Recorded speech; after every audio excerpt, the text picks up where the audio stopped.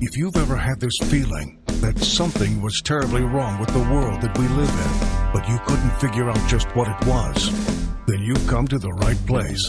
Secret societies, mystery religions, and the Illuminati have been controlling our reality since the beginning of time. But not anymore, because there is an awakening happening, and you are about to become a part of it. Wake up, because this is a call for an uprising.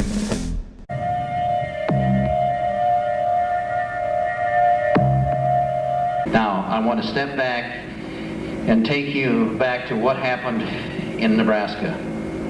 We had the Franklin Credit Union. We had the credit union going down. We had people who had money invested in the credit union going to Senator Loren Schmidt, and Loren Schmidt forming the Franklin Committee to investigate what was going on. He was investigating what happened to the money. Why did that credit union fail? He wasn't investigating the prostitution of children. He wasn't investigating satanic activity and so on.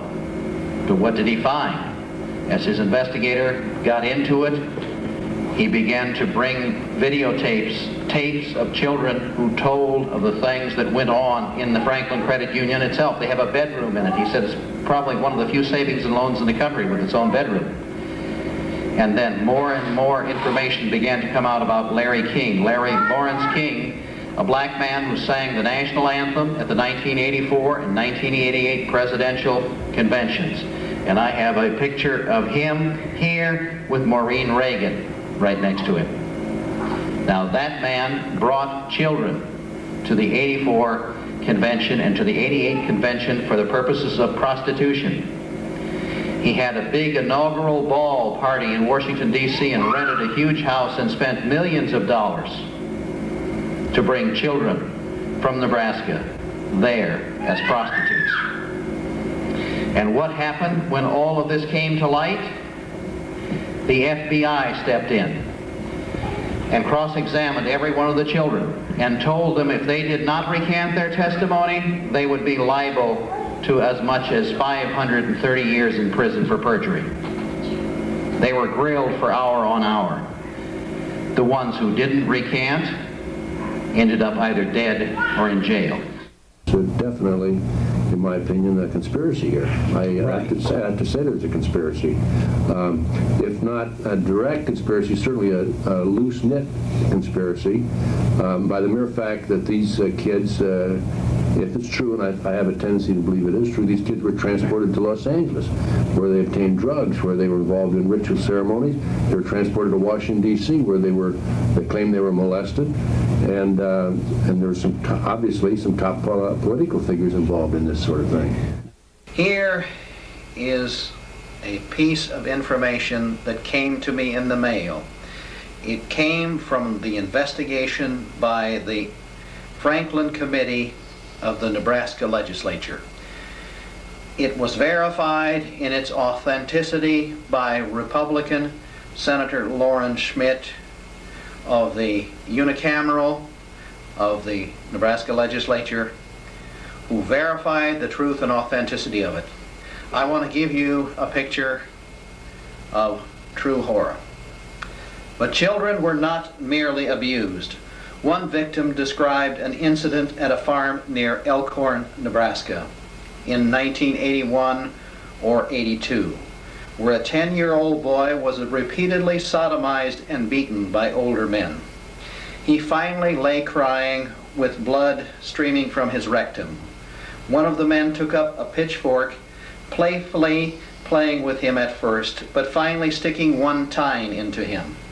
While the boy screamed and the other men stood around and laughed, finally the whole pitchfork was stuck through him, killing him. Snuff films were involved as well. Another young boy was taken by someone in the King Circle from Nebraska to another city and forced to perform oral sex on a man. As the abuser reached orgasm, he shot the boy in the head with a pistol, all of which was filmed. Our private investigation has led us down all of these trails years ago, to the snuff films, to a lot of things. And many of our friends and associates bailed out on us because they didn't want to hear it. It was too horrible to want to be close to either one of us. Well, the security blanket was rippled, and people, I mean, even when you talk about the police, they don't want to talk about it because that upsets their security in the system. It's just like if somebody found out that a fire department wouldn't come to your house if you had a fire, same kind of deal. One more thing. This report states it reaches high into Republican Party circles in Washington, D.C. Pedophilia owns this nation. Pedophilia is part of what we're talking about. And the hiding of the pedophiles is being done by none other than the FBI. It was sometime in August of the year that Johnny was kidnapped when a neighbor lady saw this car sitting there with California plates on, taking pictures of many different things, but Johnny was on his paper route at the same time, and apparently she was shooting pictures, or she was pointing the camera at him. Whether she took the picture or not, we presume she was. And the lady called the police department about it. They never ever checked it out. Then they lost the license plate number. The lady had wrote it down. After this ordeal, she didn't have the license plate number anymore either. And then roughly a month later, on September 5th, 1982, that's when Johnny was kidnapped on his paper route. And the people that were there that morning at the corner said that the only thing they saw in this guy's car was a brown manila envelope laying on the front seat. Whether it was a picture, whether it was a work order to kidnapping, or whatever it was, we presume it was probably both. And at the time of the abduction, Johnny left the house at about 5:55 in the morning and headed towards the paper drop area. And when he got partway there, a man in a car had pulled over and asked him for directions. And then Johnny continued on the sidewalk up to the corner where the other boys were waiting to pick up their papers. The man then took off in his car and evidently circled way around our housing block and another one to come back to the same area and pull in up on 42nd Street, where Johnny and another boy and a 44-year-old attorney was standing. He was picking up his son's papers. The man pulled over to the curb, opened up the door, shut off the engine, and put his feet out on the ground and began to engage all of them in conversation. Mostly it was about asking for directions. And the two witnesses had a very, very good look at the man because it was under a street light. And that became very valuable later because they did work with a composite artist that we hired to construct the composite drawing, which the authorities now use. They don't use the one that they did. And the man was Mediterranean or Spanish, probably in his 40s, just impeccably dressed, very neat. The car was very neat. The witnesses had an exact description of the car. The man spoke with a very slurred speech pattern. At that point, the lawyer left the area, taking the papers with him for his sons. And our son made the statement to the other boy, this guy's weird. There's something wrong here. I'm going home. He was scared. So Johnny took off down the street to head for home, which at that point he was headed north. And he had to go one block north and then turn and go another block west to get back up to our block. He got halfway down the street, and the boy that was sitting at the corner, who was 16, heard our dog begin to growl, who was walking along with Johnny. And at that point he looked up and he saw a very, very tall, thin man. He estimated him to be probably about 8 or 10 inches taller than Johnny. Came out from between two houses and fell in behind Johnny and followed him down the street and around the corner out of sight.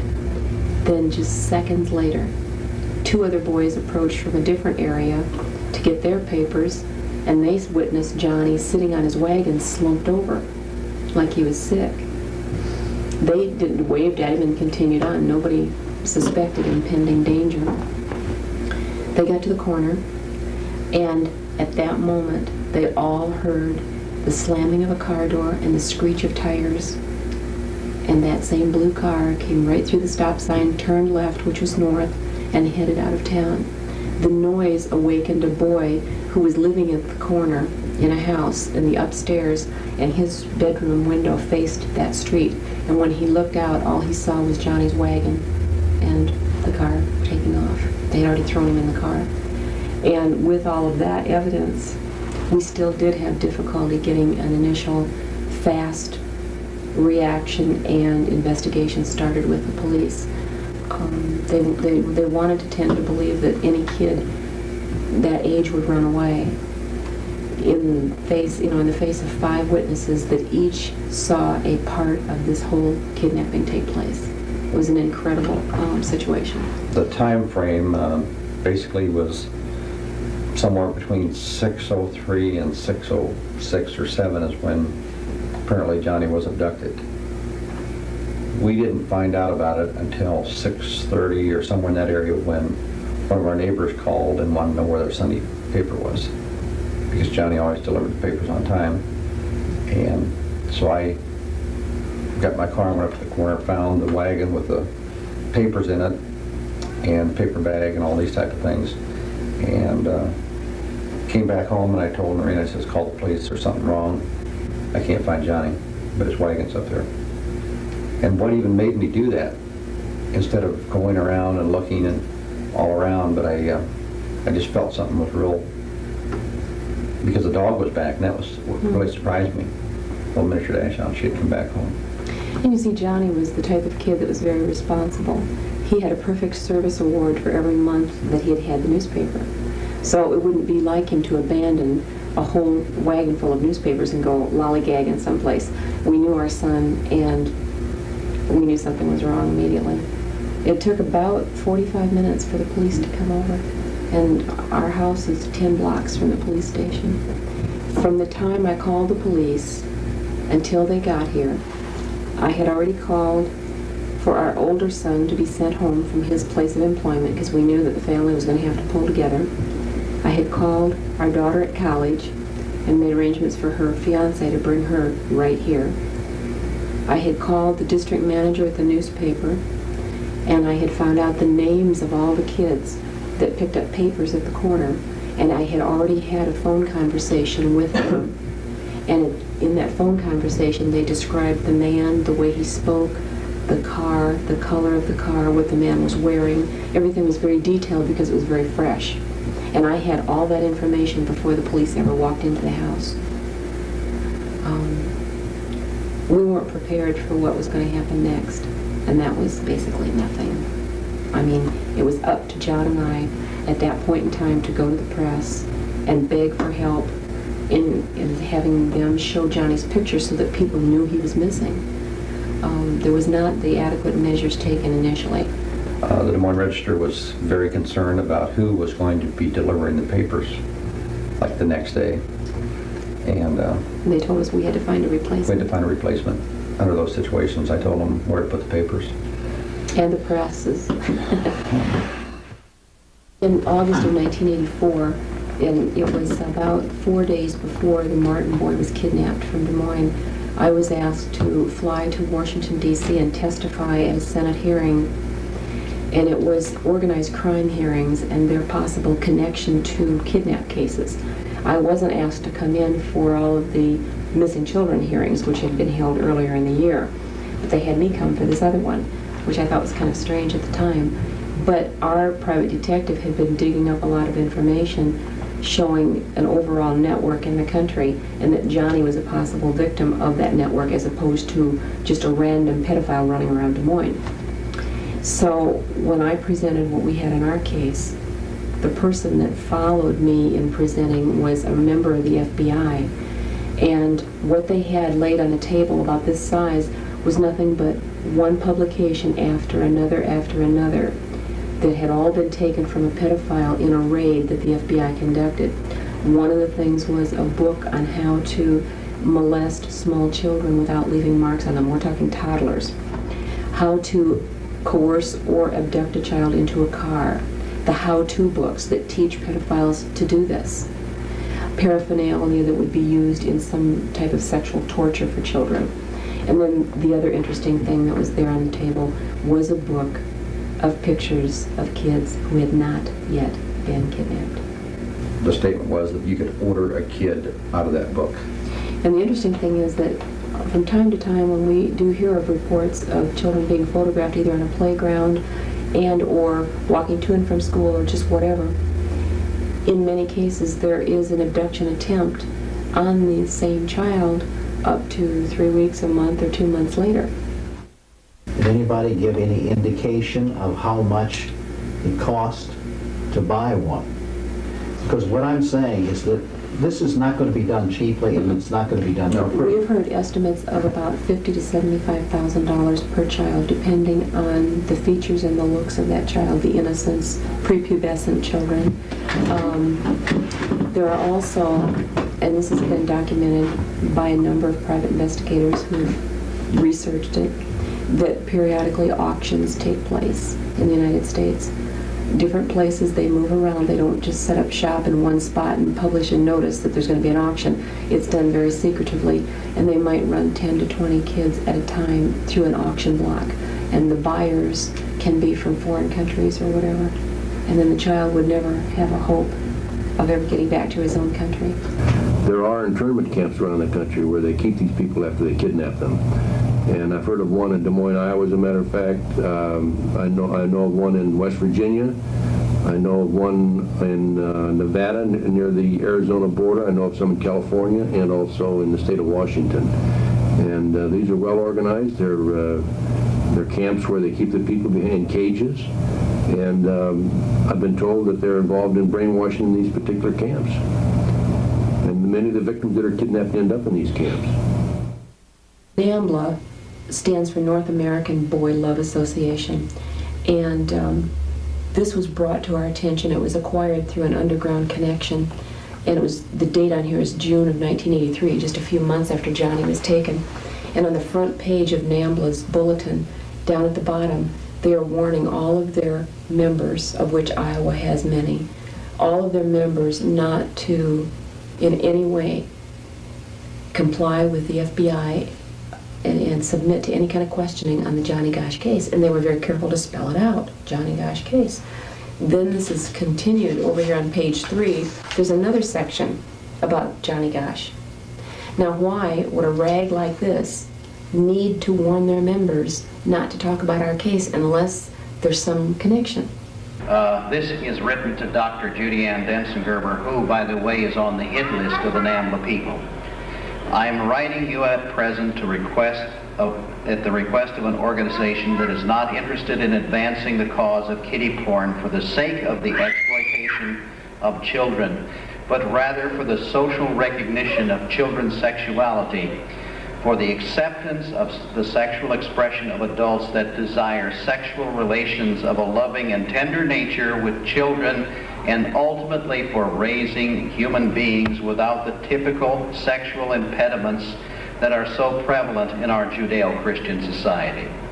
In other words, if it's good for us, it's good for the nation. Now, I have actual records of a meeting of the Man-Boy Association in 1979. They had $620 in their bank account as of that time. By 1989, they were depositing $5 million in the Franklin Credit Union in Nebraska. What for? To pay for children kidnapped across the country, to pay for taking children out of Boys Town and out of Girls Town to be used for prostitution purposes and porn films. Now, John and Noreen Gosch are well-to-do people, well-together people, and Johnny was their son late in life. So they were able to put a great deal of resources and a great effort into putting information across the country about the kidnapping of Johnny. They said we had to sell candy and have fundraisers and so on to put out all those posters and everything that we put out across the United States.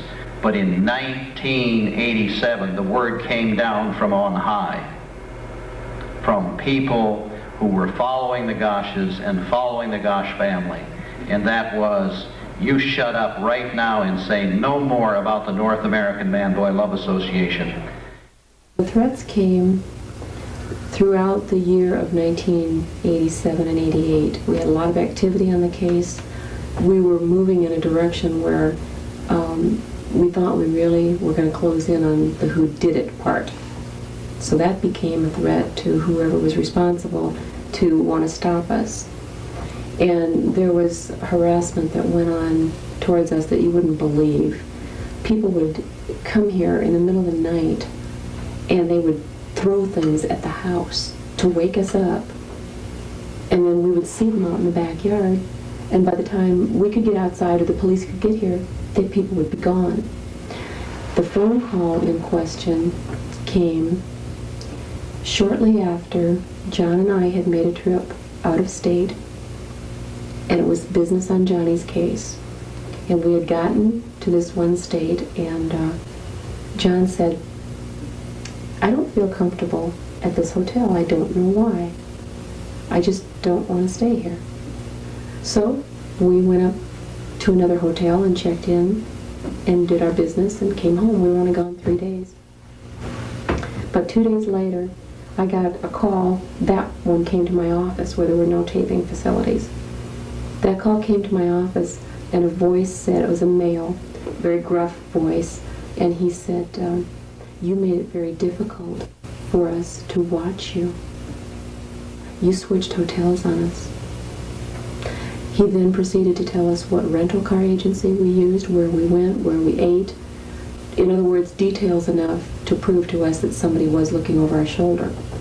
And for what reason, we didn't know, other than we might be hitting pay dirt. We might be getting close to something, because that would be an indication we've got to stop these people, we've got to throw the fear of God into them. And then over the period of months, other family members, we received threats on them that if we did not back out of certain aspects of this investigation, that someone else would be hurt.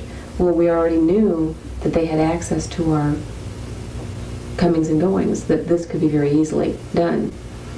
We would come home different nights, and our porch light would be out. We would always leave that porch light burning. That was kind of a symbol of hope that we started in the beginning of the case. It wouldn't be burned out, it would be screwed out.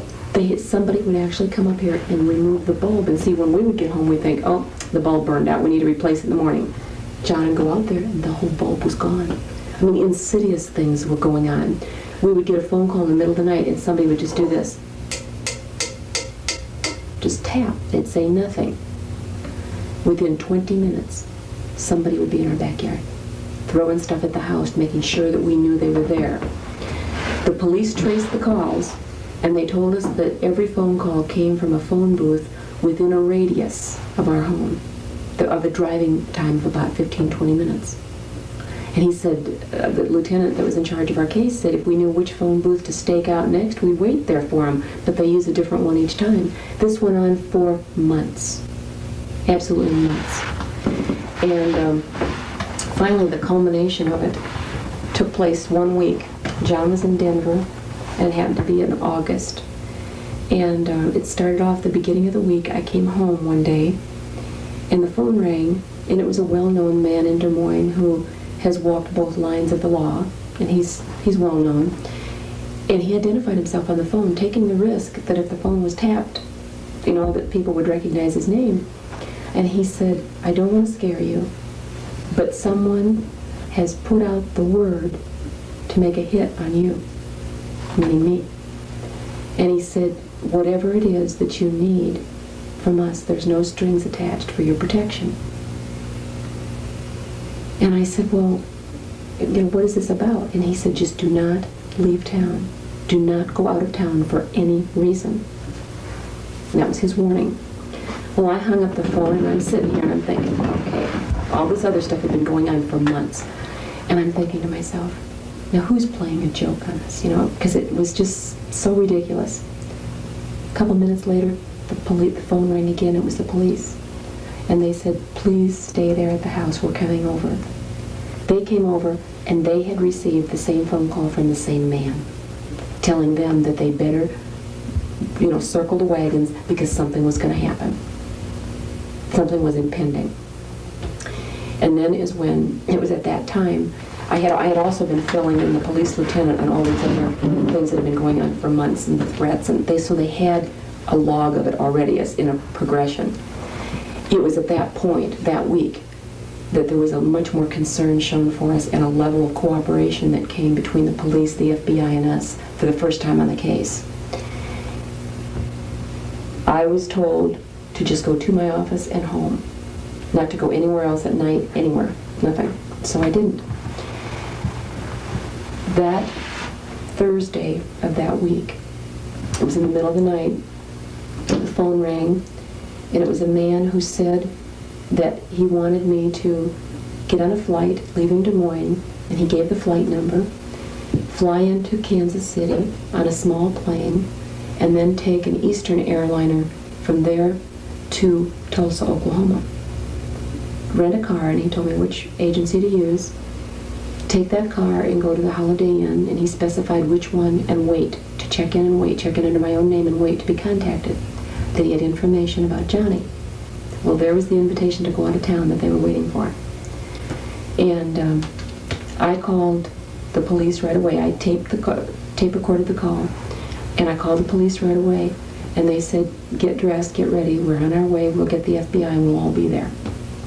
So they came, and I told them again what the man said, and they said, well, we have to decide what to do. And the man had said that he had made a reservation for me on the flight in my name.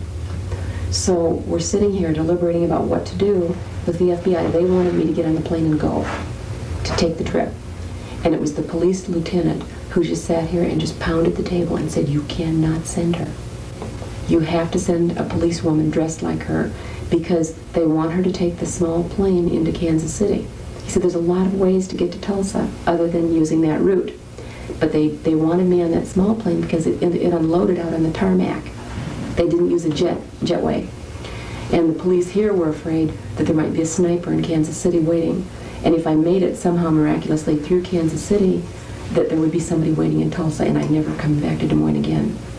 Well, the FBI said that they couldn't make a decision locally. They would have to go back to their office and call Washington for instructions. So at that point I said, well, did anybody bother to call the airline and find out if this turkey really did make a reservation for me? So they called the airline from here, and the reservationist said that someone had called in on the 800 number after midnight and made a reservation in my name on that flight. So then they knew this was serious. And by the time the day progressed, the flight left at 4:59, so they had to make some fast decisions. They finally did agree to send a policewoman, but it was only after the FBI offered me money to go.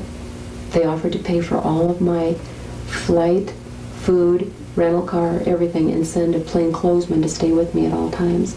And I refused. I said, no, this is what the warning was earlier this week. I'm not going to make the trip. I was advised not to, and I'm not going to.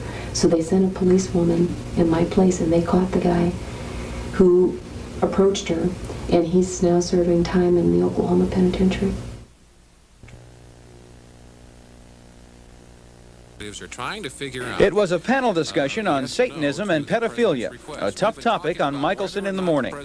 Information from a panelist divulged key facts regarding the 1982 kidnapping of paperboy Johnny Gosch. Information Noreen Gosch says her investigators have been secretly working on. Author John Zielinski says it involves an informant close to the case.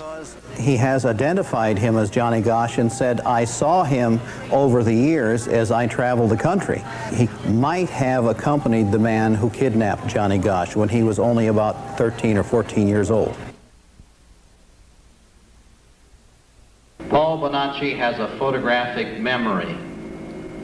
He can remember every date, every place, every person, every scar, and he has identified Johnny Gosch.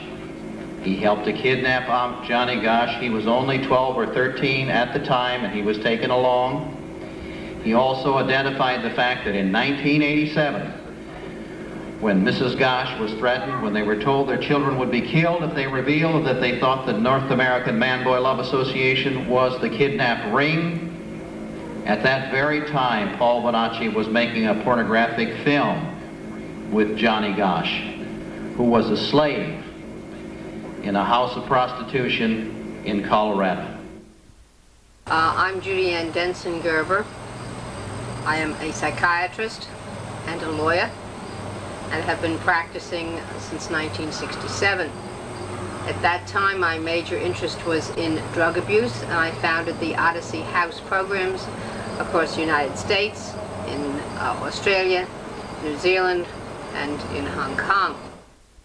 By 1985, however, I began to see a new phenomenon.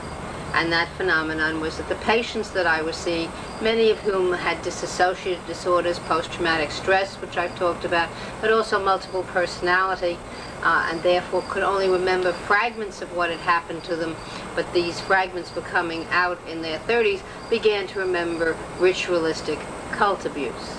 And to my sadness, having been a religious major in college, I realized that there were many people who used their children in the worship of the Prince of Darkness, Satan, Lucifer, Isis, which is an Egyptian princess of darkness, actually, married to the king of the underworld, and that we had many, many victims of this type of activity. Someone who had knew that this was my field and knew that there were implications of ritual and satanic cult abuse in the Nebraska Franklin Credit Union scandal and embezzlement of funds, and that the major witness in that, Paul Benassi, happened to be a victim himself at a very early age of child molestation, had been a boy prostitute, had been in porn pictures, had also, according to his statements, participated in 5 cult murders, and was a multiple personality, very much like Sybil is the one that I'm sure most people will know, 3 Faces of Eve, that because he was a multiple personality, and since I was an expert in disassociation and multiplicity, would I see him for the purposes of whether or not he was credible. When interviewing Paul Benassi, he definitely said that he had seen Gosh, and he had seen Gosh on 2 separate occasions in a child white slave house. He also described that Gosh had an unusual birthmark. This birthmark was not part of the general information. And when he shared that with Mr. Gosh and then eventually with Mrs. Gosh, they said that it had to be their son. Now, this would have been about at least 4 years after the initial kidnapping occurred. To me, the fact that he had seen this young man alive in a child white slave house could describe a physical aspect that was not a usual one, that the parents themselves said that they believed that he had seen their son, definitely deserved to be looked into. I mean, that isn't something you can just turn aside. Interestingly enough, I had a very, what will I say, goose-pimply kind of experience with Benassi, in that when we were talking about another very famous child, Etan Paez, who is Pate, as some people pronounce it, whose parents have, as the Goshes have, spent endless hours searching for their lost son, and much pain. Actually, I did ask, have you seen him? And he said he didn't know, and he wasn't sure. And then I received a letter from him about a month later from many of his different personalities. They write me separately. And one of them said to me, Dr. Densker, I wasn't totally honest with you. I didn't tell you everything because I had seen you on December 28, 1982 at a rally at the Holiday Inn in New York, and you were pointed out to me by David Thorstadt, the head of the North American Man-Boy Love Association, which is called NAMBULA, which I have the distinction and honor in my mind to be public enemy number 1 of. I do not agree that young boys should be aroused to erection at 6 months of age when they're being diapered by their mothers so that they learn what the, in quotes, equipment is for, end quotes. I just think that this is a travesty, will increase the Oedipal conflict, that this is not something mothers should do. This is not something that should happen to children when they're being diapered. Children should be loved without being sexually approached. But he said to me in 1990 that he had seen me in actually in 1982 at such and such a place at such and such a time, and had been told that I was marked to die, and therefore he was afraid of what he could or couldn't tell me and what would happen to me. I went back and checked my diary, and I was exactly where he said I was. Those are the kinds of things that convinced me that there was a great deal in what Benassi was saying in Nebraska that had to be further investigated. And that to bring him up on charges for lying for the grand jury when they haven't investigated. I'll give you a perfect example. One of the alleged perpetrators was also told by everyone that he had a large abdominal scar. It would seem to me, I don't think you have to be a physician, that if you're told by someone that X has a large abdominal scar and that he is a perpetrator of pedophilia, all you have to do is look at the man's abdomen. Does he or does he not have the scar? No one to this day has ever looked at this person's abdomen, nor has he been willing to show his abdomen. I mean, if I were an innocent person accused of a heinous crime of constantly buying boy prostitutes, I'd sure as shoot be willing to show whether or not I had an appendectomy scar, an abdominal scar, if I didn't have one. It would only be if I had one that I would stay buttoned up. Okay.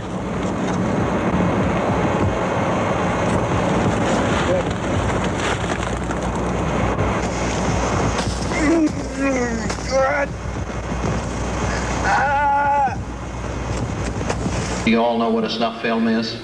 Snuff film is what it implicates. You snuff out a candle, well, you snuff out a life in this film.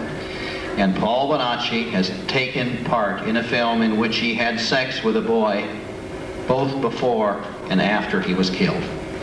As I got to know more about Benassi, and he wrote me letters, and I listened to his descriptions of the rites of the different sects that he had been in, of the killings, of who performed the fetal Eucharist, which is the actual drinking of the blood and eating or cannibalizing of the child or the newborn or the abortus, or an adult in some instances.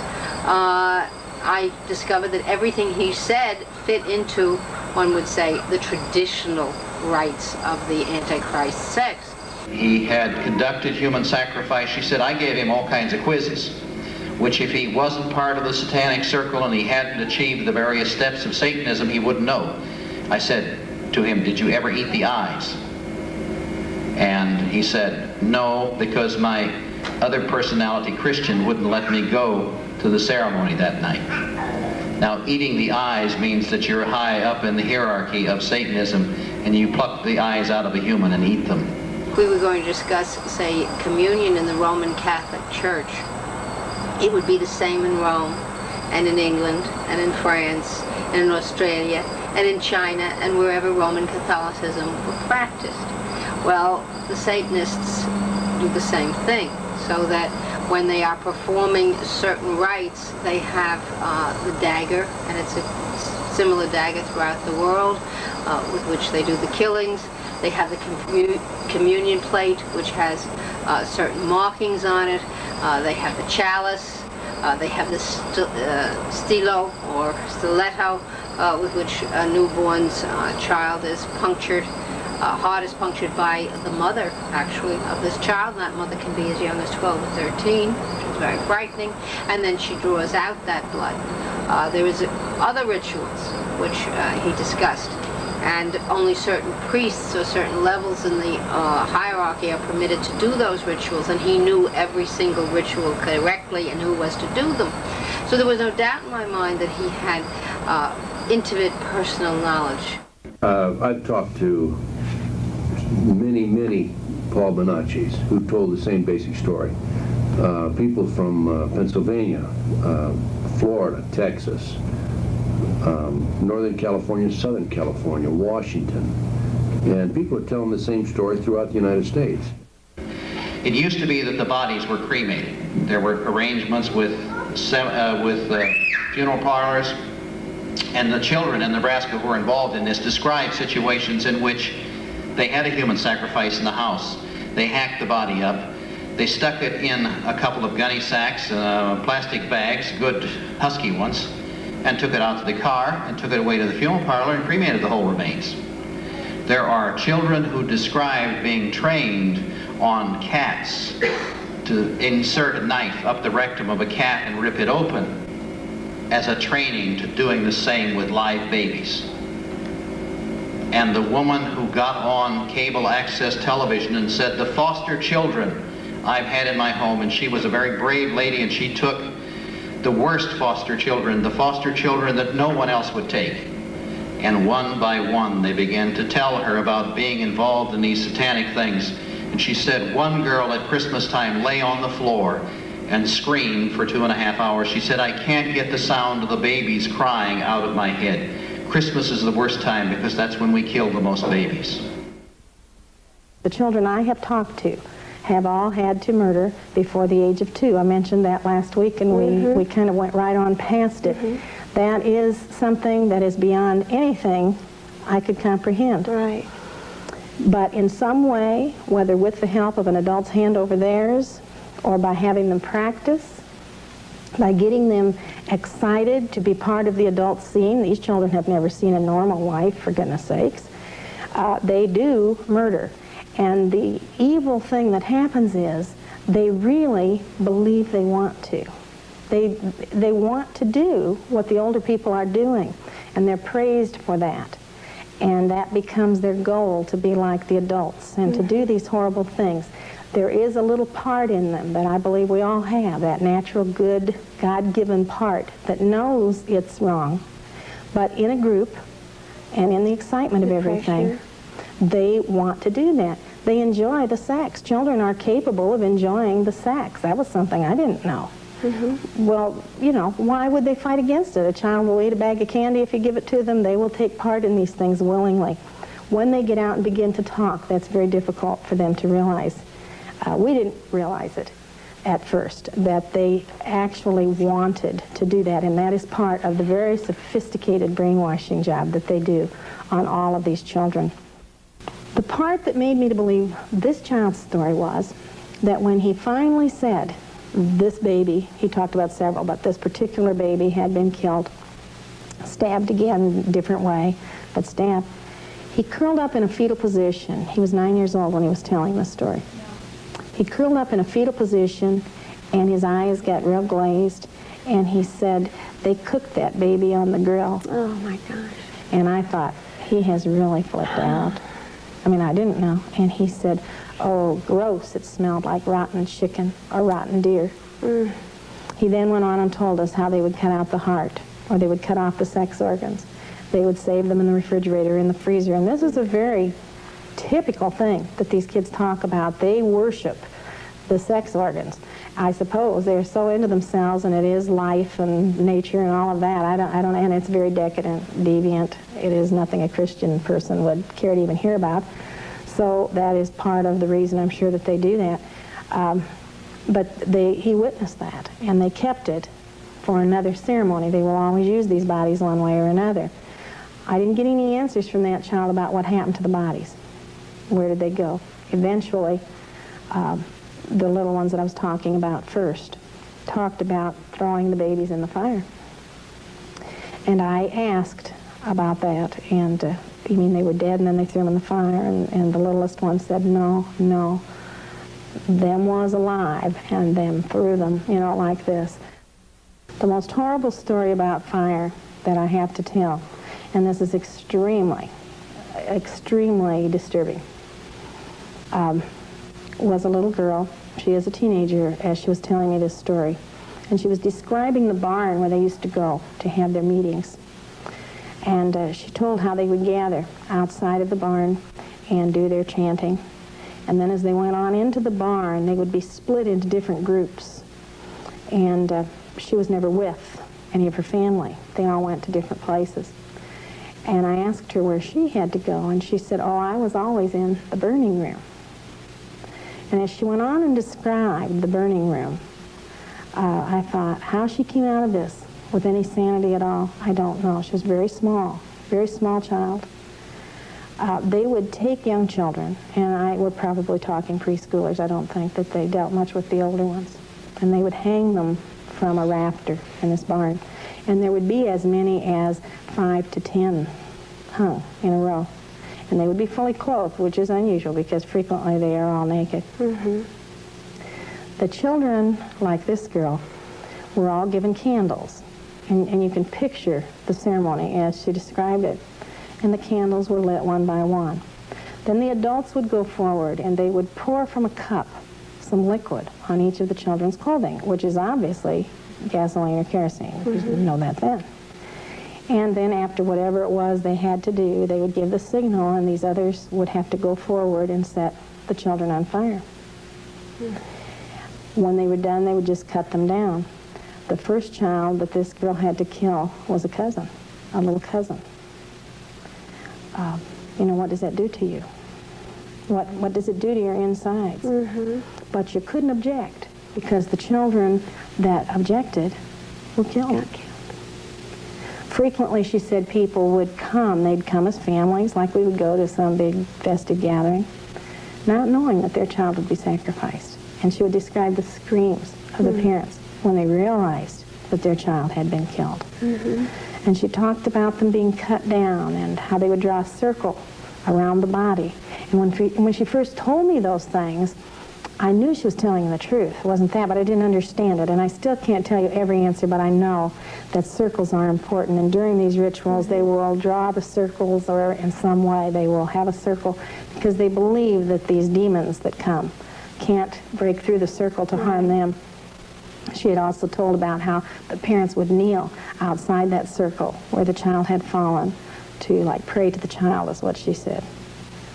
I've been told by people that know a lot more than I do that the reason for all of this death and murder is because of the belief in the demons and the power that they can get from that. And these people believe that the more innocent the victim, the more horrible the death, the closer you are at the moment of death, the more magic is released and the more spiritual power they get.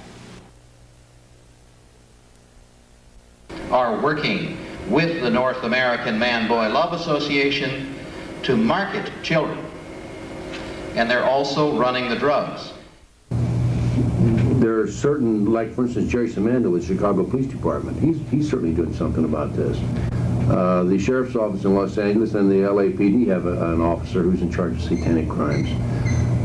Unfortunately, many of these officers do not have a real good grasp on the situation. Many times they have a tendency to believe that it's more like street gangs where they write the satanic graffiti on the wall, but it's much deeper than that, as you know. There are police officers... Just let me stop you here. Isn't the street gang essentially just the bottom rung, the delivery boys in this? Well, there's various levels of this ritualistic activity, as I'm sure you're aware of. Right, and we're talking oftentimes about important people, doctors, lawyers. Absolutely. It goes much further beyond the street gangs than people realize. It goes up into the professional people. But the street gangs are operating with the drugs and with the child kidnapping, I believe. That's right. And in Des Moines, I have found an area where the gangs meet underneath the bridge. And it said on there, and missing children are dead. I hope I'm going to sicken you in a minute. You may want not to watch all of this. But this is a video that comes out of the video store in Washington, Iowa, and your 15-year-old or your 14-year-old could go and check it out, because it is not a rated video. It is a documentary of a life situation or a death situation.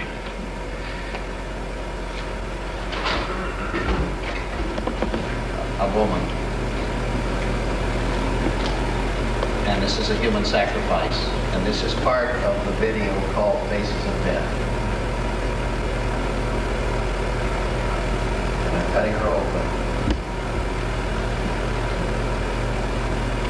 This was shown to a group of us in Nebraska, of the Nebraska Leadership Conference. I went out there to attend this to find out what was going on. And Ely, or a Kansas City homicide detective, showed this.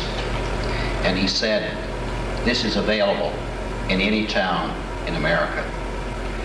And my first thought on seeing this was it must be a porn store. It must be a town big enough to have a pornographic video store. And that's not true. Does anybody know Shreve, Ohio?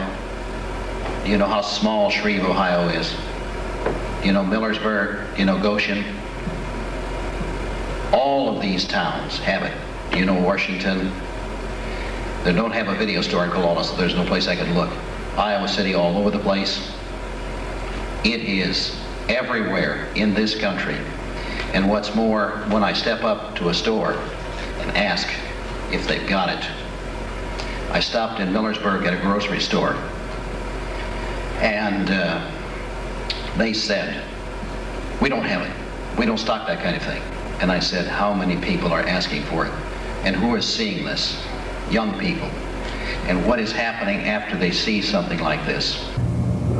There's every indication that the occult groups have established preschools across the country and even overseas. I know of a preschool in Australia, and I know of some in Europe that were actually organized by Americans. And they use these preschools, number one, to recruit the children, ages 2 to 4 to 5, and also they use these children in their ritual ceremonies. Going on 22 years old, she's been in solitary confinement longer than any other woman in Nebraska history. What she did was talk to the Nebraska legislature, talk to the Franklin Committee, and tell them what had happened to her from the age of 12. The FBI warned her she'd spend a long time in prison if she didn't recant. She's a born-again Christian. She's been in solitary confinement with nothing to read but her Bible. And they thought, we're going to break this lady, we're going to break this girl. And she said, not till I die will I give up, will I recant my story. And there are a group of people in Nebraska called the Nebraska Leadership Council. And they're working now with a petition, and I'm supposed to have a copy of that petition soon sent to me. And in that petition, they're going to ask for her unconditional release. Now, what I'm saying to you is Alicia Owens is America's youngest political prisoner. Who put her there? The FBI and others. Why? Because one of the things she said was, I saw a vice president, then a president, at these parties in Washington, D.C. Now, Judy Ann Denson-Gerber confirms this. She's a friend of a president. She grew up with him, and she says, I am rethinking my relationship to him because of what I now know is going on. And I was told, don't mention names. So I'm going to say to you, in this state, I feel that everyone from the governor on down should be voted out of office. In the state of Nebraska, I feel the same thing. In the U.S. Congress, I feel the same thing. Found one newspaper man, not one journalist in this state, not the Cedar Rapids Gazette, not the Des Moines Register, not the Quad City Times, not the Dubuque Telegraph Herald, all of which have run stories on me, not one of them willing to pick up the telephone and make one single telephone call to begin verifying the truth of what I'm saying. I have been dismissed out of hand. Bill Casey, publisher of the Daily Iowan, is so incensed by my very appearance that he goes absolutely stark raving mad. You're gone. Out of here. Mister. No, go. What reason? You have no right in your videotaping. What reason do you have to kick me out when I'm only seeking to give you... Most people do not come in here with cameras. There's a court injunction against you, John Zielinski, for giving this information. That's what the court told me. Now get out of this building. The cops are going to be here in 30 seconds. It is not the information that I am trying to give you now. It has nothing to do... I don't want to talk to you. You've been a pain in my ass for 4 or 5 years. I don't want you in here. I'm saying... You have no... You turn that off or I'm going to punch you. I want to ask you this. do you, in effect, and this is what I found out, I went into the Daily Island to give them this tape. Now this You harassed her. Turn it off, I said. You're going to get it. This is a public building. Yes, but this is not public space. I'm not in that building. I'm in the We're hall. not in, that's All right. your space The there. cops will be here in a minute. Okay. Now we can... We'll go up. You know this guy? We'll go up and talk. You know he's to the- crazy? We'll go Well, up you're and acting talk to the crazy. cops. Okay. I'm threatening him because this guy's threatened us for 5 years. What You have I- no right in our newsroom. What have I threatened? I have Hey, you threatened have to libeled me. simply- Hey, listen, buddy. If I have libeled you, then I suggest You have no money. Your lawyer told me you have not a cent in the world. Don't bother suing you. Okay, let's go. Go out. Now, why is it that a man of your supposed stature... I do the same thing that Jim Leach's office does.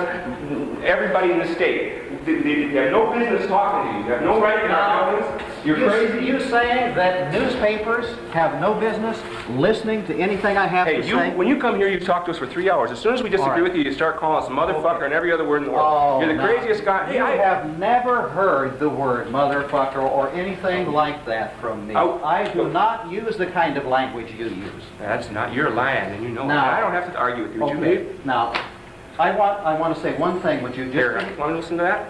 No. Then why do you put it in my Well, face? do you want to listen to that? Yeah, give it to me, I'll listen to it. But I don't want to have to sit here and listen to you. Okay, that's fine. That's I'll mail this back to you. You have your address? You got a card to give me? This goes along with it. All right. Now, this does not come from me. Did you turn it off? And I have confirmed with Senator Lauren Schmidt of the Nebraska legislature the truth of this matter that I give you. I now have been talking to John and Noreen Gosh, and I will be taping John and Noreen Gosh about the kidnapping of children and about its association with Iowa. All right. We will listen to this and we'll send it back to you. All right. And you will send a letter saying that you have listened to it and send it back. And yet, what have I said of Bill Casey? That Bill Casey has acted inappropriately, that he has acted irresponsibly. I have not called him names, I have not made threats. And yet you would think I was threatening to do something horrible to him. Yet all I said is, Bill, will you give me a few minutes of your time? Will you look at this material? Will you make a phone call? Not Bill Casey. Hi, this is Sarah Langenberg. I'm the editor of the Daily Island. And there is a man here videotaping in the newsroom without my permission, and I'd like him to leave. I'm going to speak to him down immediately. Well, he's videotaping right now. Do I have to call 911? We're just down the street. Thanks. Get out of the fucking newsroom. All right? Do I have to cover up your fucking camera? Get out of the newsroom. You do not have my permission to be here. Just get the hell out. I am here to deliver. I have nothing to say to you at all about anything on any topic ever. So get the fuck out of the newsroom right now. I'm waiting for the person Excuse me, but from the... Why don't you wait outside, buddy? Go on, out. Out.